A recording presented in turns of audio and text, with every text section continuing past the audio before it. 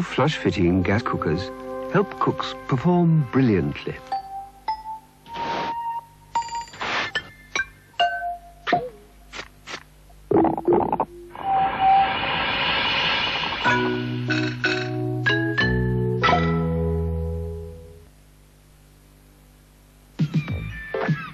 For a perfect summer's day, everything's got to be right. The sea, the company, and the view. And what better sight than the clear gold of a Hofmeister lager? Over the sea and the wind in your hair. If you want great lager, follow the path.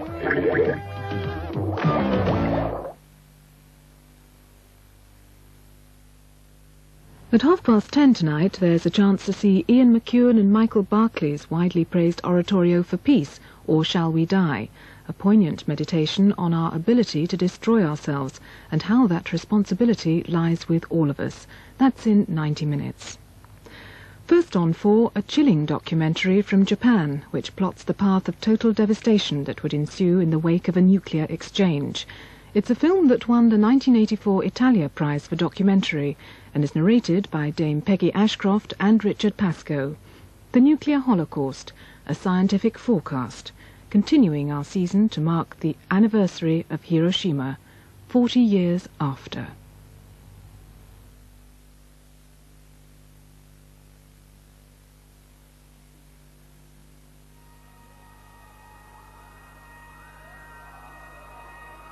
The number of nuclear warheads in the arsenals of the United States and the Soviet Union is about 50,000. 1.5 million times the power of the Hiroshima bomb. If just 20% of these warheads were to be used now, what would happen to mankind and the Earth?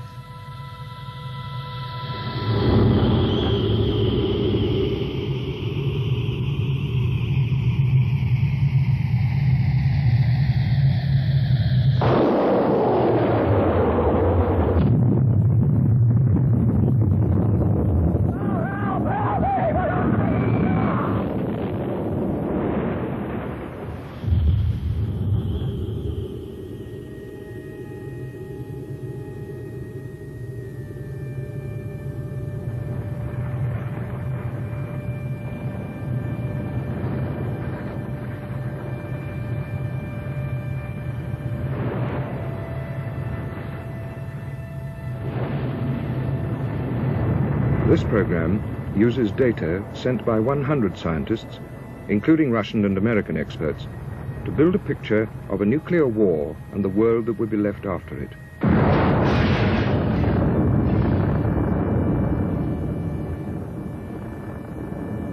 In the modern city, glass would become a lethal weapon. People would be hit by a storm of glass fragments from high buildings.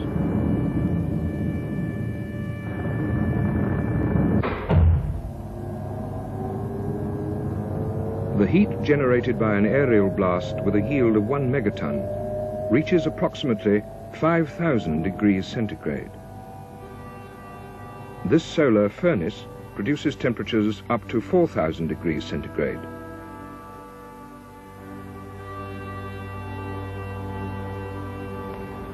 The world where even fire bricks melt.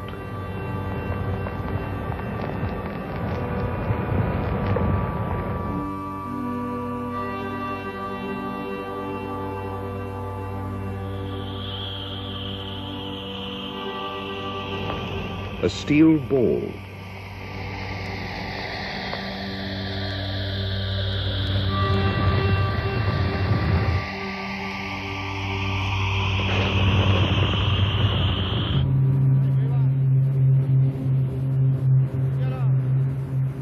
What follows is a simulation of the power of a nuclear blast over Tokyo.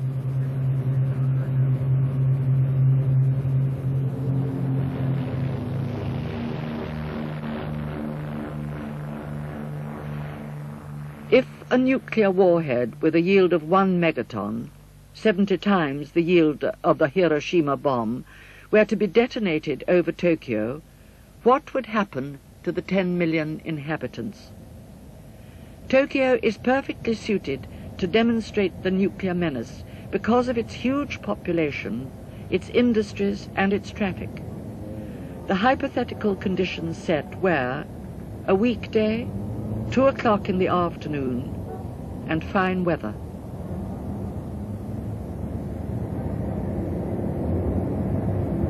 A 1 megaton nuclear warhead will explode 2,400 meters above Tokyo Tower.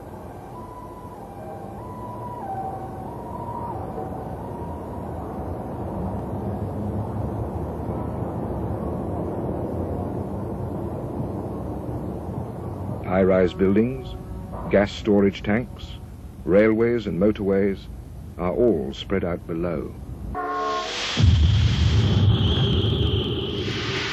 A gigantic fireball, more than a mile wide, appears above Tokyo Tower, and a thermal pulse of 5,000 degrees centigrade sears the ground. Then the shock wave exerts a massive pressure.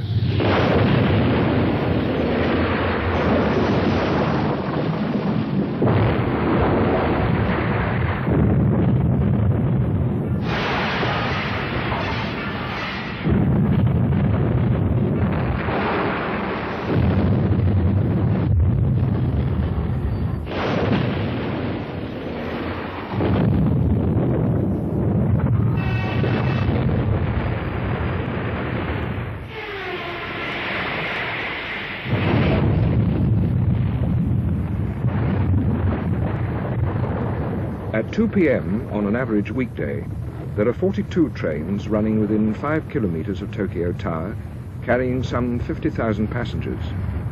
In the same area, the number of vehicles using the motorways is estimated at 3,500.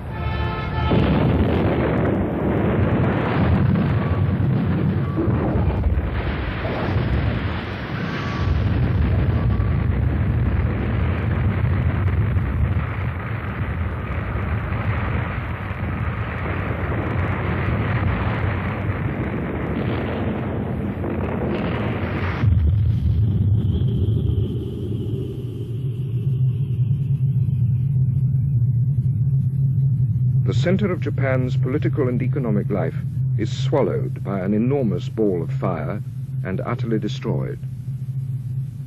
To create these hypothetical scenes, details were taken from a book called The Effects of Nuclear Weapons, published in 1977 by the United States Department of Defense.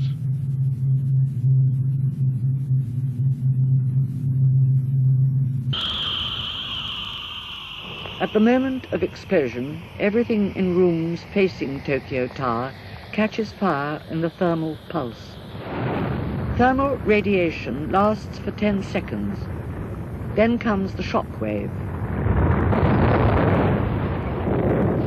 The glass skin shatters and is hurled westward by a wind of 250 miles per hour. High-rise buildings and gas storage tanks stand to the west.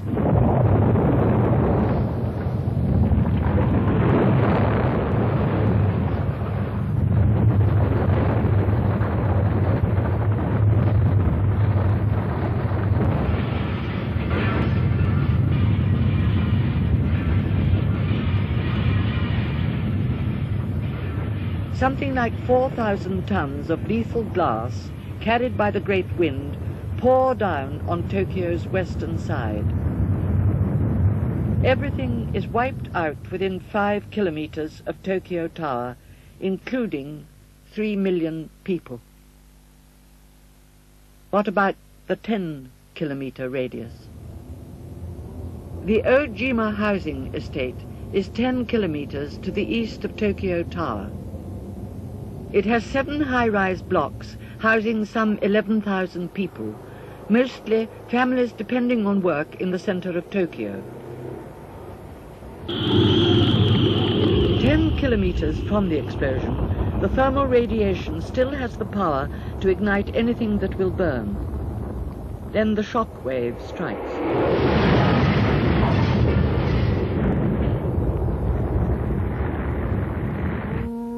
All around Tokyo Bay, there are storage tanks for crude petroleum.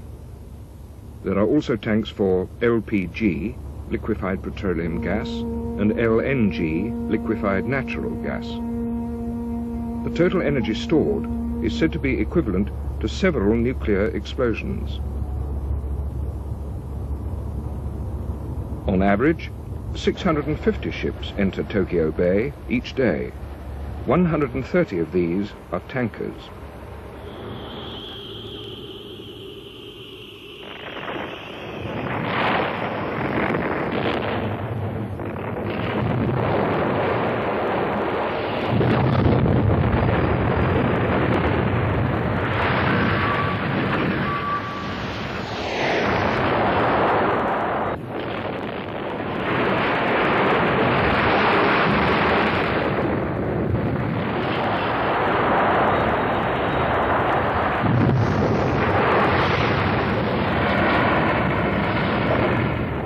In the United States, experiments have been carried out to discover what would happen if all the gas escaped from a 50,000-ton class tanker. At a conservative estimate, an area of 3 miles around the ship would be in flames. So one explosion would trigger another until the entire surface of Tokyo Bay was an inferno.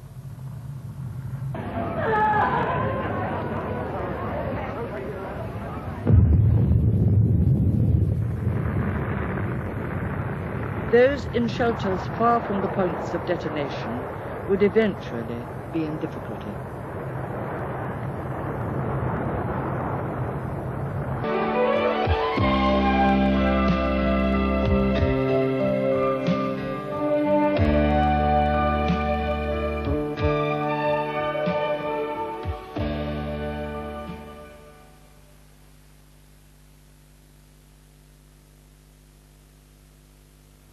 We continue our season of special programmes to mark Hiroshima in just a few minutes, with Michael Barclay and Ian McEwan's powerful oratorio, Or Shall We Die?